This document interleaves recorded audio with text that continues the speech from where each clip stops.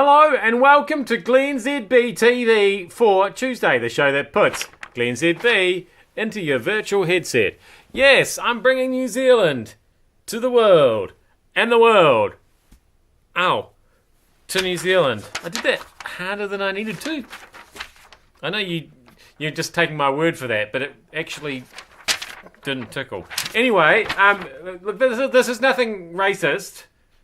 It's just the way it is. I feel like Japan's on the verge of taking over the entire world. Because yesterday we talked about how they'd sent out 5.5 tons of stuff to the space station on one of their rockets. Now, it turns out, they've landed a couple of rovers on an asteroid. The Japanese Space Agency has done this. That's a rover, apparently, I think. I don't know what... Is that actually a real picture? I presume that's why they've sent two, so they can take pictures of each other? And they're not just sending back selfies? Hard to take a selfie on an asteroid. Have we got can we get a better picture? A better picture of what's going on here. There we go. There's a picture with an arrow. So that's the asteroid. It's kind of a square... Is that the squarest asteroid we've ever seen? Could be.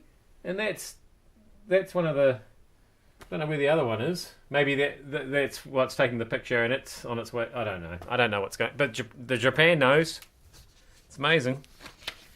Anyway. Love this morning... We've got that look from Trump this morning. Have I talked about this before? It's my favourite facial expression of his. It's when if there's three things that contribute to this expression. A, he's not talking. B, no one's talking to him directly. And C, nobody's talking about him. This is what it looks like here. And you can almost hear that sort of flat line,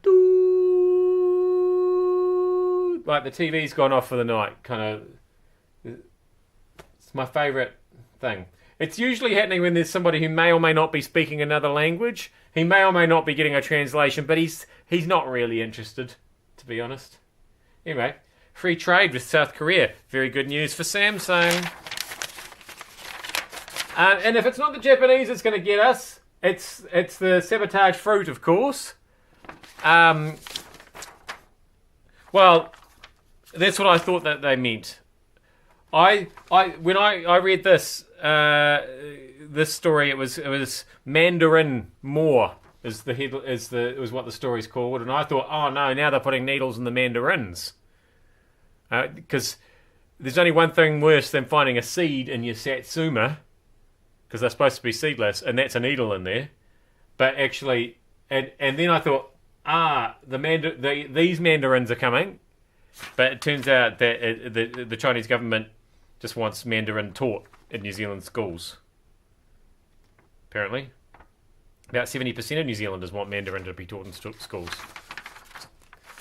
So it's probably not the end of the world.